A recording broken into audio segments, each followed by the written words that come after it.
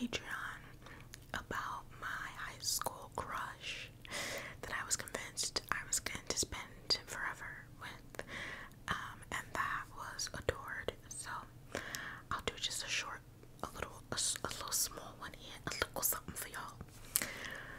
Well, I already did the Thanksgiving one, but I'll do a little something else. So this one is going to be about how I could have been the black version of Anastasia Steele, aka Anastasia Gray from 50 Shades of Grey. I had a real life Jamie, what's his name? The guy that played Christian Grey, Jamie Dornan, I think. I had a real life Jamie Dornan. Okay, so I met this guy. This was when I was in college. I met this guy on Twitter back when I had one, which I only had it for a couple of months, but I met this guy back on Twitter because you know what?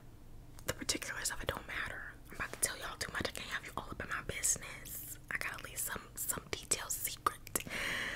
How we met don't matter. But the short version is we met on Twitter and it transitioned over into Snapchat. And the reason that was easier for us to do versus like just having each other's phone numbers and such was because he was from Ireland and still lived in Ireland. And I just have to tell y'all, like, as an American, if you're American, you know the majority of us are suckers for a good accent. And yes, I know Americans have one, we just are immune to it because we're born and raised here. But nonetheless, we are just straight suckers for accents that are not native to where we are in the world, as are most people, I feel like. But anyway, so I brought that up to say, like most Americans, I very much appreciated a good British accent. I feel like that's one of the more common obsessions when it comes to accents. A lot of people love British accents, and I, of course, was on that train. I love a good British accent, but the first accent I ever fell in love with, like, full stop, head over heels, completely in love with, was an Irish accent. And it was because of him.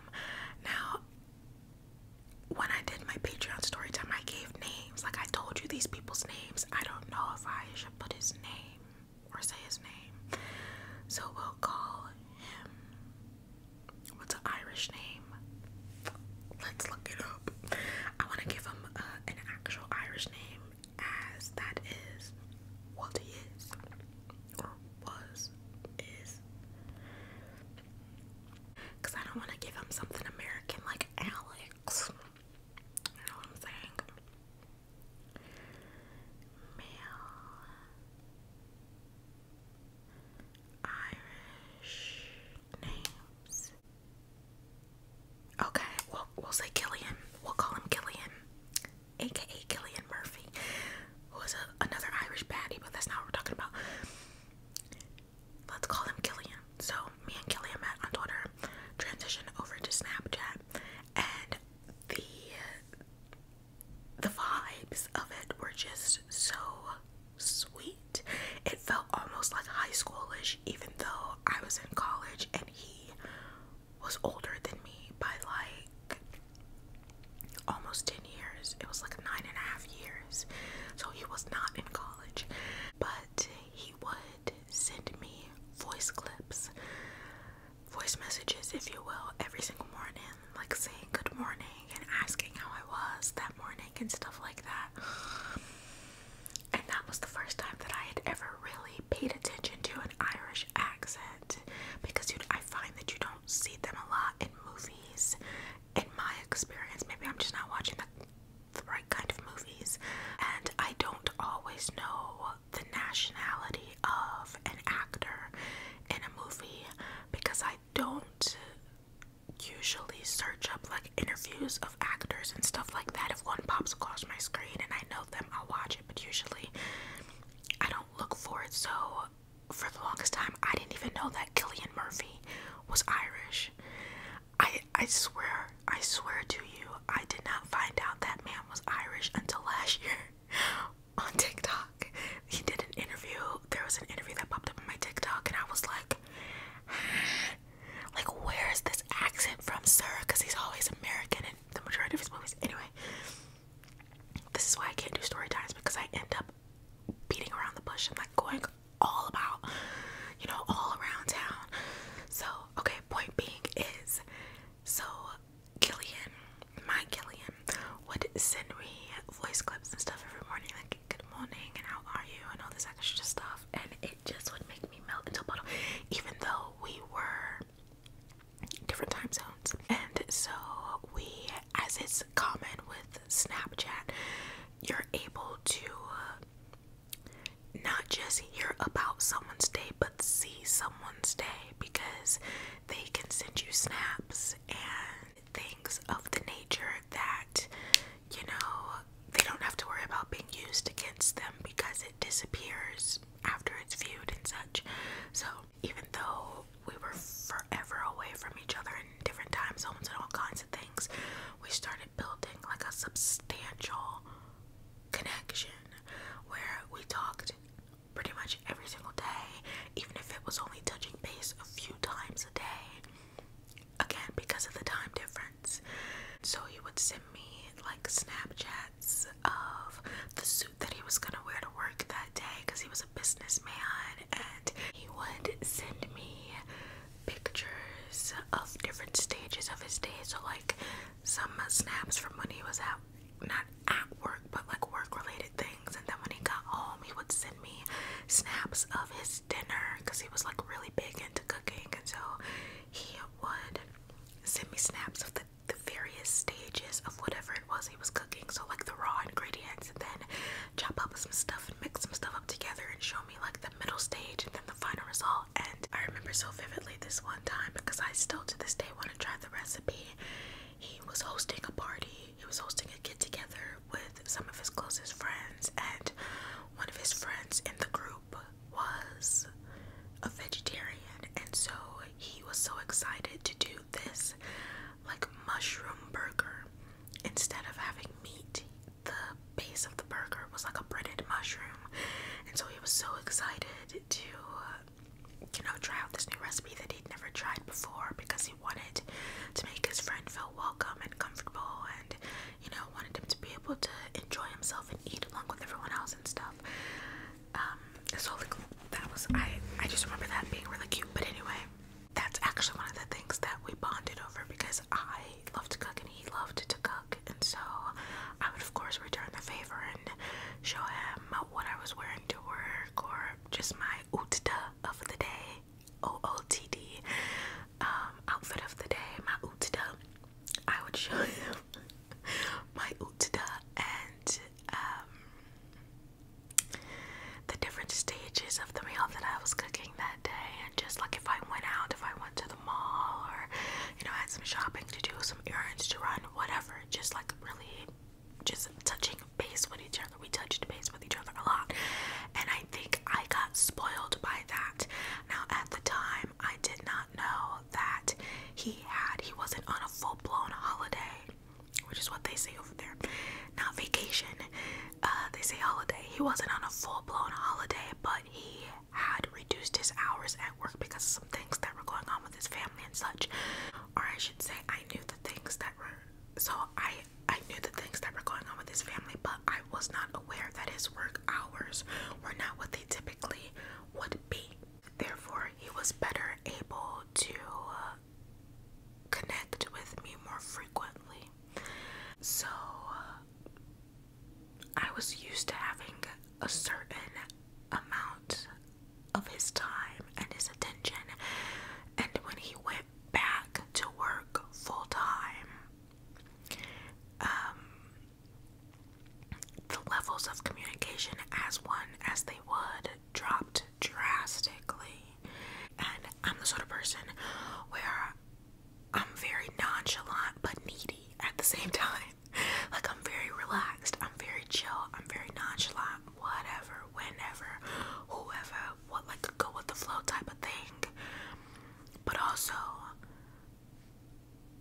especially when it comes to romantic connections, I was gonna say a certain amount of your attention, but like really all of your attention. And it's weird because I'm not like that typically with friendships and stuff. Like, I could not talk to you for months and be fine. Of course I still love you and I miss you and stuff like that, but I'm not needy with friends in the way that I am with romantic partners. I don't know what that's about, but it was upsetting me so badly because I don't know, I'm not quite sure why this triggers me so much, but I hate feeling ignored. It's one of my biggest triggers. It's a way to set me off so quickly. I hate feeling as if I'm being ignored, even if I'm not being ignored. But if I feel like that, I start to withdraw. I start to pull away. Like, it's the beginning of the end, and it's really difficult to pivot and get things back on track once I start getting those vibes from people. And so even though I know he was so busy because of what he did for work, he was a businessman, he had crazy hours, he pretty much had his own company, he was just really busy. And if you have Snapchat, you know that you can see when someone has seen your snap or your message. I don't think there's a way to turn that off. So it went from us steadily communicating all throughout the day to me not hearing from him for days at a time, but he was viewing my snaps, and that was like a big red flag for me, again with the ignored thing, because I'm like, I see you seeing me, I see you seeing the things that I'm sending you and looking at my Snapchat story. And in my mind, it's like, if you have time to do all of that, if you've got time to open the app, look at the series of snaps I've sent you, look at the chat that I've sent you, look at my Snapchat story, but you don't have time to send me a quick snap, like a quick little picture, minimal caption. I know, like, if you're crunched for time, the barest amount would do just to say, hey, I see you, I'm still engaged, I'm still interested, blah blah. But he was telling me, because I started to become again really withdrawn and like standoffish, not gonna lie, because I just hate feeling ignored, and he was trying to reassure me like, it's not with you, I promise, I'm just so busy at work. But in my mind, I just couldn't get the two to compute, because I'm like, you had X amount of time, you had minutes upon minutes to do all of what I just said, but you couldn't send me a quick, hey, I'll get back to you later, really busy, hey, I'm really busy right now, I'll get back to you later.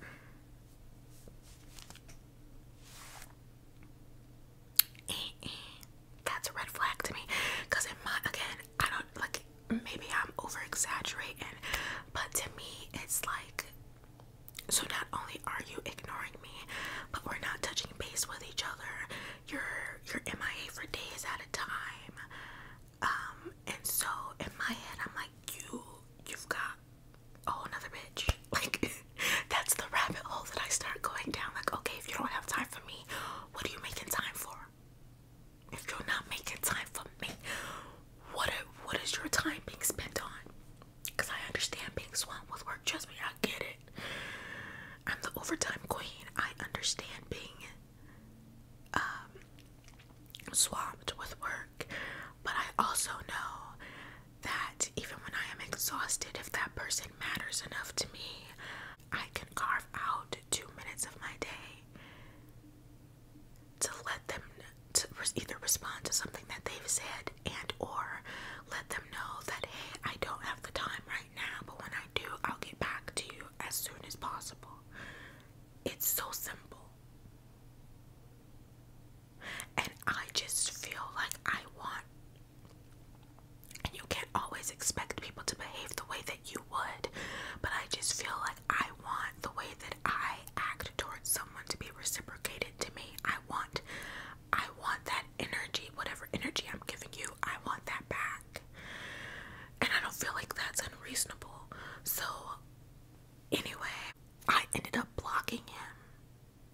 was like, I'm not getting what I am giving. I deserve better. I'm not about to do this. And sometimes I wonder if I like jumped the gun, because you know, like how you look back on certain decisions that you've made and you're like, did I make the right choice? Like, was I over exaggerating? Was I just caught up in the moment? Was I just triggered? Was a trauma response of mine triggered? And so that set me off and I did not handle it very maturely. I wonder. Because there was no, like, I pretty much ghosted him because there was no, like, okay, I can't do this. There was no conversation that went into it outside of the original set of conversations we had already had about communication not being the way that it used to be. But at the end there, it was just like a straight up, I feel like this man is fucking with me. You're blocked. You're done. You're done. And so the whole Christian Grey thing comes into it because, come to find out, I ended up getting into contact with him. Small world, even though we're forever apart. I ended up getting into contact with someone that knew him. They weren't friends with him, but they knew him. Like they'd been around him. They knew of him, whatever, because they were also in Ireland. And they pretty much, in certain words, let me know that this man is loaded.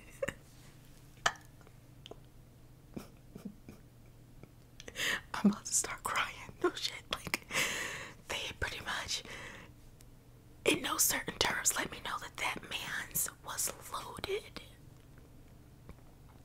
And they were like, we didn't talk about, because I didn't tell them the whole thing that happened with like him claiming he was busy with work and stuff like that. But from what I gather from what this other person told me, he probably was actually really swamped with work. And again, I just let my trauma response get in the way, and I was like,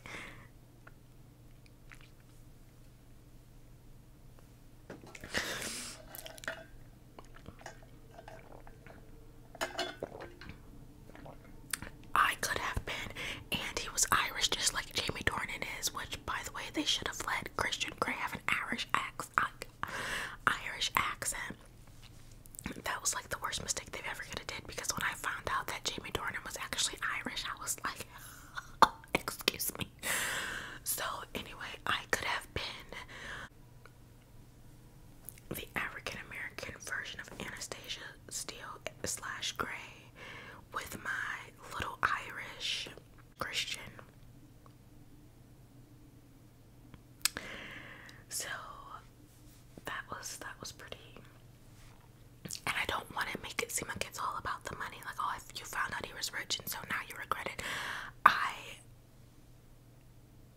I really genuinely liked that man. Aside from, knowing what kind of wealth he was dealing with, because I didn't know. I really genuinely liked him for who he was and the banter that we had and how he would touch base with me very frequently. That's another thing that, and maybe I shouldn't be giving away all the trade secrets in case there's a guy watching this that like is trying to slide into my DMs or something. But I really appreciate someone touching base with me frequently when there's a romantic entanglement happening.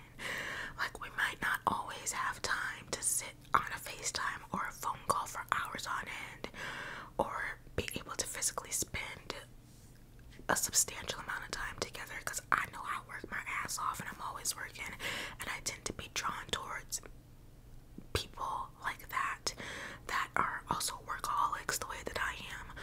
So there's never enough time in relationships like that when you're both workaholics. But the little things, like I said, touching base with each other throughout the day, even if it's for something so miscellaneous and mundane, that makes me feel seen and appreciated and connected to that person. So if I don't have that, I start to become disinterested. But it's just an all-around messed up situation because I've always had a thing.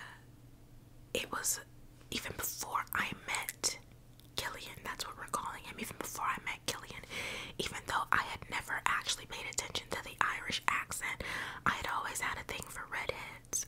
My entire life I've always had a thing for men with red hair. I love gingers, there's just something about them, okay? And that tends to be more common. You don't really see a lot of natural gingers in the States. I don't think I've ever come across a natural ginger in the States. But that tends to be more common in the UK, specifically in like Ireland kind of area. And so it was like a running thing in my friend group when I was in high school and stuff. People were like, you're gonna be the girl that ends up, and again, this is before I met Killian, my friends would be like, you're gonna be the girl that, you know, after we graduate high school, we're gonna look up and see you on social media, and you've moved to Ireland and you're engaged to this tall red-headed man and living your best life. My friends used to joke about it all the time when I was in high school. So then for me to meet Killian and us be vibing the way we're vibing, and then I just let it slip through my fingers, not only could I have been a trophy wife, but no, I could never be a trophy wife because I, again, workaholic. But not only could we have, you know, would I have not had to worry about things financially, but I could have been living my dream. I could have fulfilled the prophecy my friends foresaw before I even met Killian of me moving to Ireland and being married to an Irish man. Like, it could have happened. It could have happened, and it didn't, and I regret it. And like, I don't know if it's just me, but y'all ever miss people that you haven't talked to in like 10 years? Because I do. Like, why am I still missing this man's?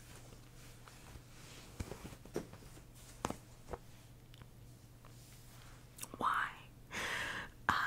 But again, I mean, it is, ultimately, it just is what it is. It wasn't gonna work out. I don't really think I fare well with long distance relationships, and I know from experience because I dated a man in the military for a couple of years, and that of course had to be long distance because they're all over the place, and it's just hard because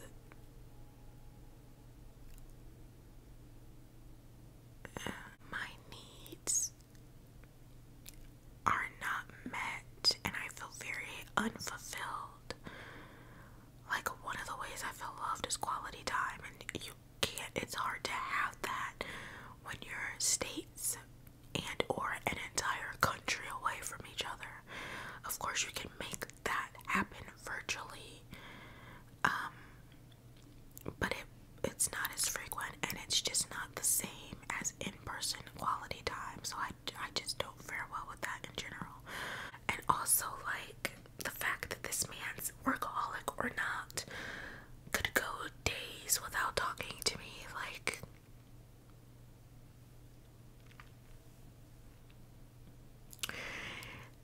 I